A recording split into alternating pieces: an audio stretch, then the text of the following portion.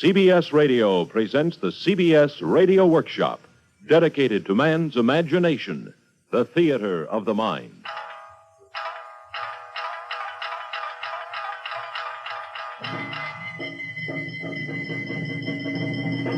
Today, the Workshop offers an unusual departure in radio drama, a free adaptation of 14th century Japanese theater based on Arthur Waley's translations of the classic No plays of Japan, adapted by Harvey Marlowe.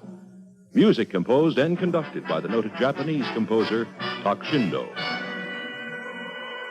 There is a rock which stands at the gates of the shrine on the highest peak of Mount Katsuragi. On this rock is written, "Whosoever of all mortal men, whether he be king or slave, if he turn his heart to me, I will send a light to lead him and guide him on his way."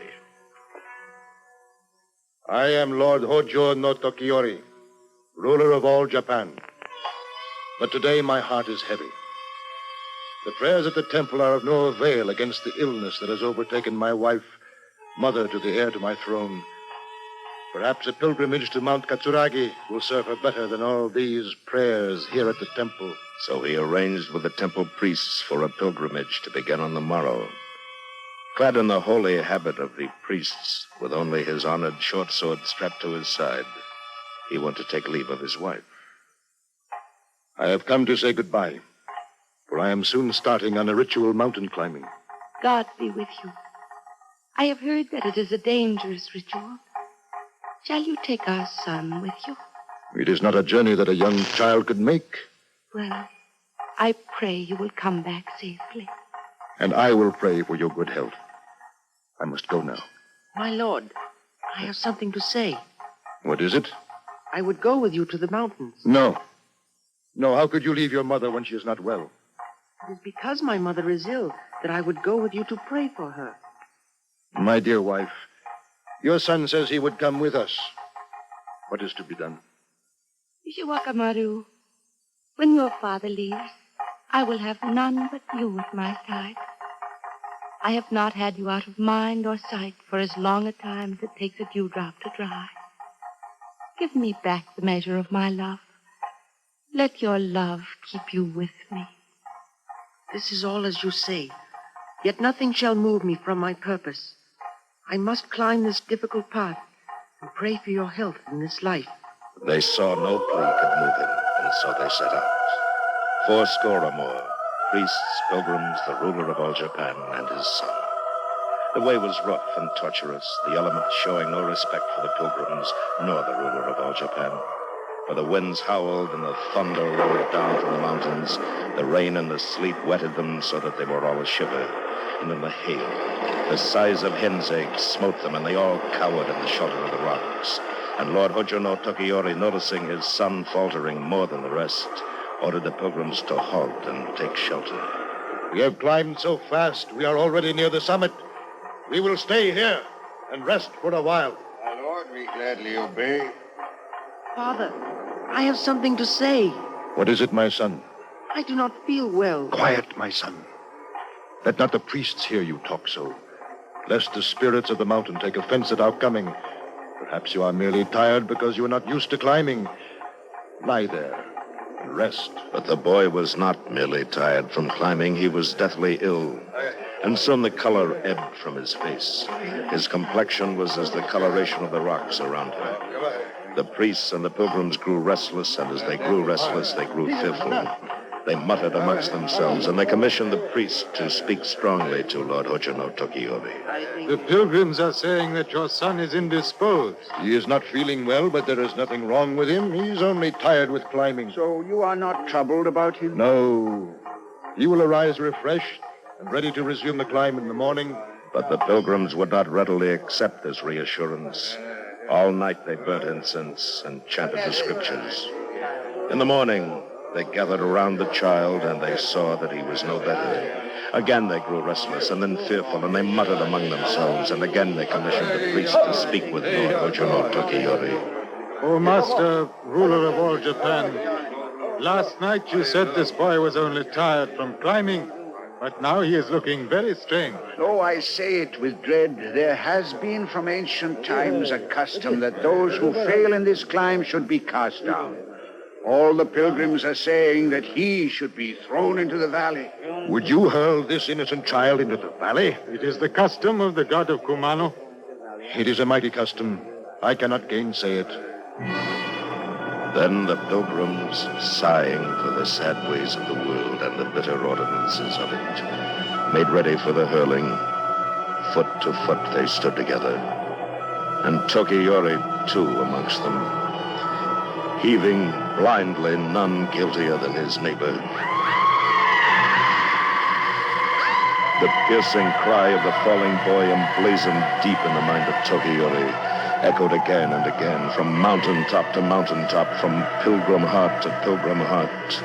Like a madman, he stood there and had to be restrained lest he leap after the falling boy. And the winds howled and the thunder rolled down from the mountaintops. With anguished face raised high to the gods above, he vowed to forsake all worldly goods and to dedicate himself to eternal earthly wanderings until his flesh became spirit and merged with the like of his son. He unbuckled his honored short sword and flung it far into the valley to rest forever beside his son. And then, as a lowly priest, he set out on his lonely wanderings, and would brook no one addressing him as Lord Tokiyori. And soon no one any longer knew him as Lord Tokiyori, ruler of all Japan. 4 years pass, 4 years of wandering, 4 years of not forgetting. 4 years later, he again found himself in the valley at the foot of Mount Katsuragi. Ara, it is snowing again. I must seek shelter here. The curtain of snow parted, and there, not many feet from where he stood, lay a windswept excuse for a house. He knocked and called. Is there anyone in this house? Who is there? I am a pilgrim. Pray let me lodge here for the night. That is a small thing to ask, but we have no lodging fit for you. We cannot receive. No. I do not care how poor the lodging may be. Pray let me stay for this one night. We would gladly ask you to stay, but there is scarcely space for us that are husband and wife and a boy whom I call son. You had best be on your way before the daylight goeth. So you are resolved to turn me away? I am sorry for it, but we cannot shelter you. Peace be with you. I will go my way. Alas, it is because in a former life we neglected the ordinances that we are now come to ruin. Please let him stay. If you are of that mind, why did you not speak before? Holy man, we will give you lodging. Though mean the shelter, rest with us till day. Gladly he took shelter with them, and shared with them their food. But alas, he also shared with them the cold, for it was no warmer in the hut than without. And the cold wind from the woods blows sleep away, and the dreams of recollection. And on the morrow, with the gray of dawn as he had made ready to take his leave, he said, There is something I must ask. I would gladly know to what clan my host belongs. Indeed, I have no reason to conceal it. Know then that Tsuneo Genzaemon, Lord of Sano, has sunk to this. How came it, sir, that you fell to such misery? And thus it was. Kinsmen usurped my lands, and so I became what I am. Why do you not go up to the capital and lay your case before the Shiken's court? By further mischance, it happens that Lord Hojo no Tokiyori himself is absent upon pilgrimage these past 4 years. And yet, all is not lost. For on the wall, a tall spear still hangs, and armor with it, while in a stall a steed is tied. And if at any time there came word from the city news of peril to our master, then, broken though it be, I would gird this armor on, and rusty though it be, I would hold tall this spear, and lean ribbed though he be, I would mount my horse and ride neck by neck with the swiftest. But alas, another fate awaits me, worn with hunger, to die useless. Take courage. You shall not end so. If I live, I will come to you again. Now I must go. Then take this boy I call my son to guide and protect you on your way. Yes, I am strangely drawn to him. He is like my own son had he lived. You have good cause to be proud of him. As much as if he were of my own flesh. 4 years ago, we found him wandering in the valley, neither he nor we knowing whence he came from, nor how. Strapped to his side was this honored sword. And then Tokiyori knew that his pilgrimage was over, and he embraced the boy.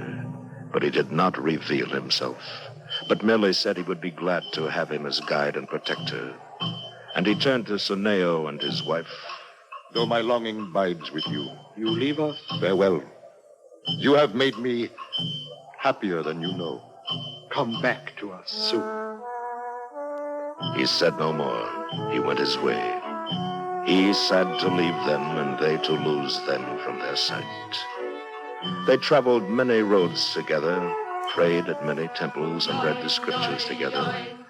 And a bond grew between them, such as father and son. But still he did not reveal himself. Daily he versed him in the science of state, in the expression of poetry, in the arts of battle.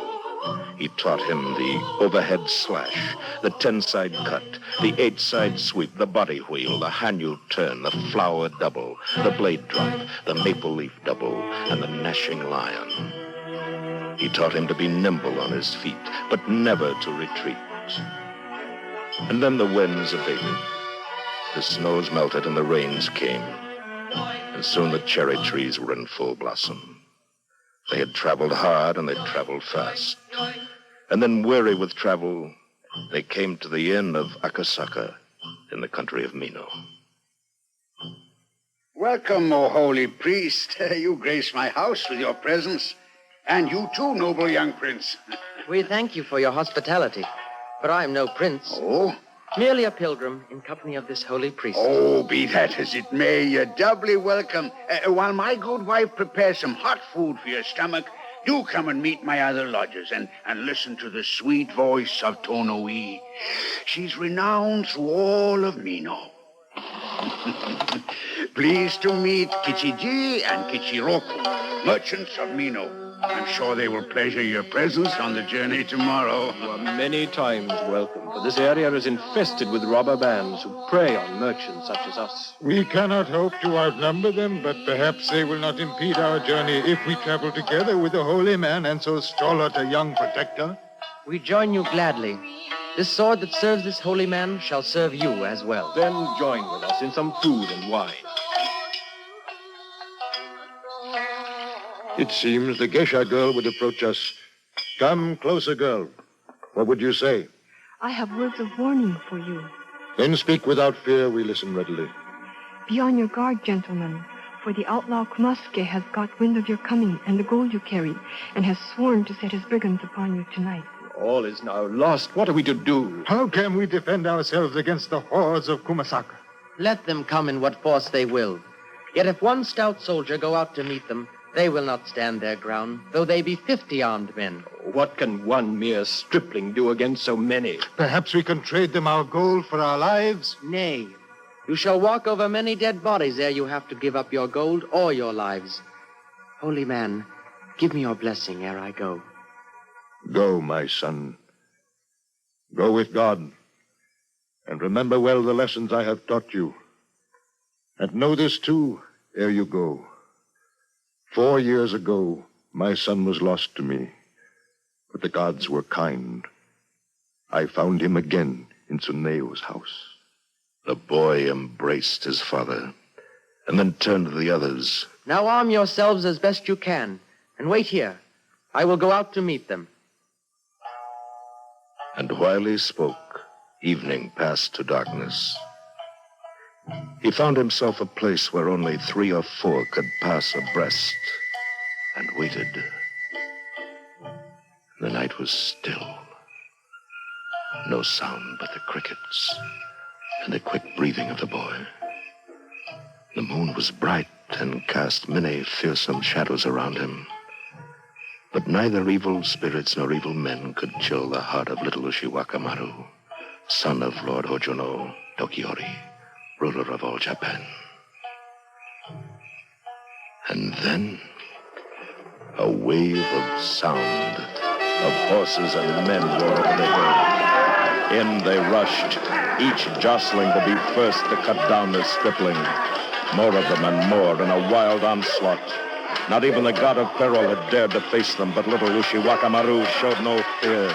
He drew his belt sword and met them. The lion pounced, the tiger leaped, the bird pounced. He parried them all. The body wheel, the Hanyu turn, the flower double, but they could not prevail. 30 there were who attacked him. Now 13 lay there who were dead. And others, wounded, flung down their swords and slunk back weaponless to report to Kumasaka. And then Kumasaka cried, "What demon of God can he be, under whose hand all these have fallen? For a man he cannot be. Shall Kumasaki Chohan be worsted in tonight's affray? Where could he then hide his shame? If he be but spirit, covered with flesh, I will cut him asunder, or die with my men. Come, robbers, to the attack!" So with mighty voice he called them to him, and they, raising their war cry, leapt to renew the assault. Fast as the wind they rode, none daring to overtake the mighty Kumasaka, lest they be the first to meet the lightning thrust of Ushiwaka Maru's blade. And suddenly, there he stood, waiting. So tiny he appeared against the tall mound of slain bodies. Yet so unperturbed he seemed, Kumasaka's heart was chilled with the sight. But he measured by eye Ushiwaka Maru's 2-foot blade against his 5.5-foot sword. And he thought, be he mortal or hobgoblin, demon or god, tonight's battle will be fought in hell. And he forced wild laughter from his throat to ward off the chill in his heart and perchance to frighten the boy. But none of his men joined him. All stood silently by. Slowly they merged in the circle of battle, each waiting for the other to spring. Warily they circled, cautiously they moved. And so they fought, now closing, now breaking. Again and again Kumasaka strikes. Again and again his blows are parried. And then Kumasaka, deeply versed in the art of the battle sword, lunged with his left foot, and in quick succession he executed the 10-side cut, the 8-side sweep, the body wheel, the Hanyu turn, the flower double, and Ushiwaka Maru countered with the blade drop, the gnashing line, the maple leaf double, and the bird pounce. Thus 1,000 bouts they fought, neither wearied, ever strong. And then Kumasaka, losing patience, threw down his battle sword and, spreading out his great hands, rushed wildly forward. But Ushiwaka Maru dodged him as he passed, mowed around at his legs. Kumasaka fell with a crash. And as he struggled to rise, the belt sword of Ushiwaka Maru smote him clean through the waist. And Kumasaka, that had been one man, lay cloven in twain. Then Ushiwaka Maru, mounting Kumasaka's steed, made his way back to the inn.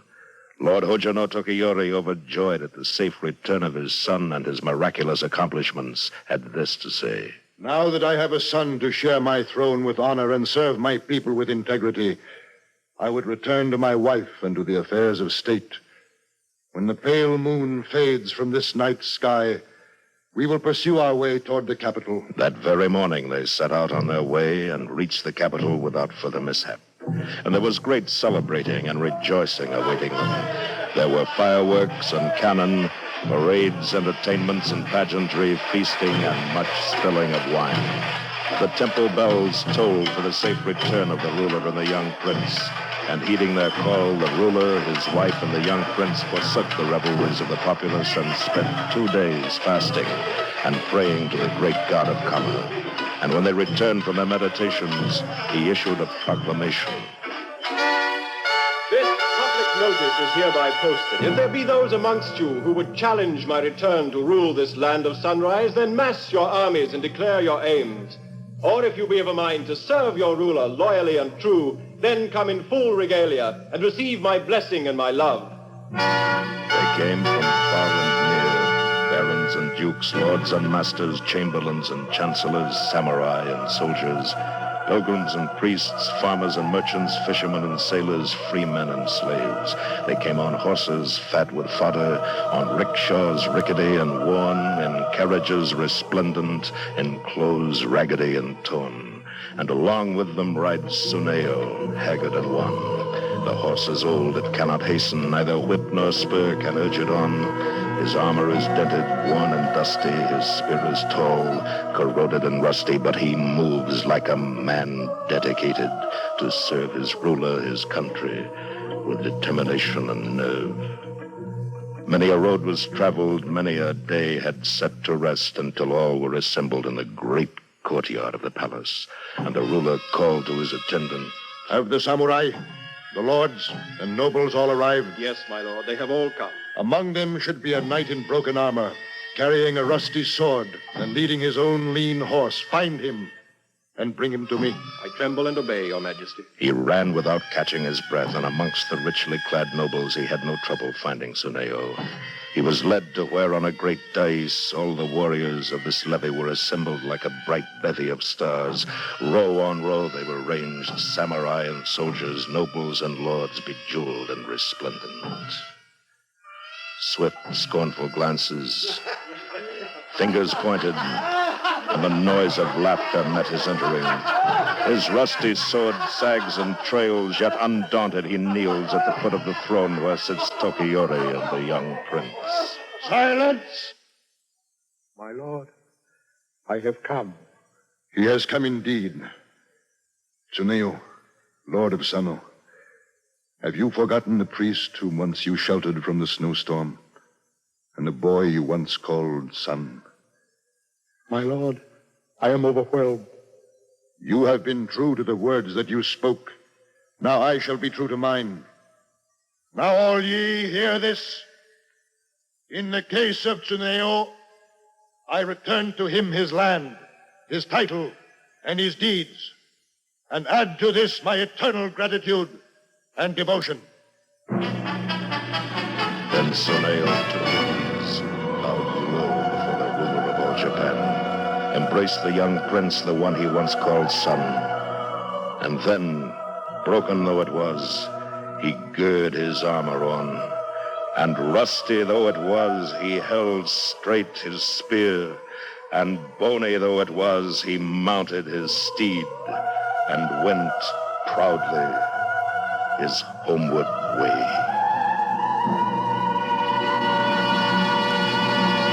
You have been listening to a free adaptation of early Japanese theater written by Harvey Marlowe.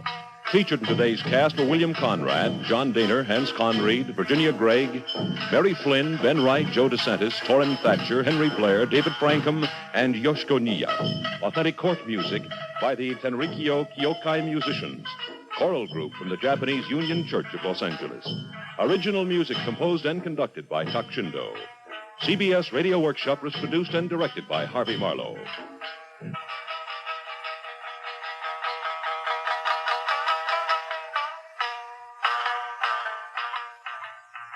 This is the CBS Radio Network.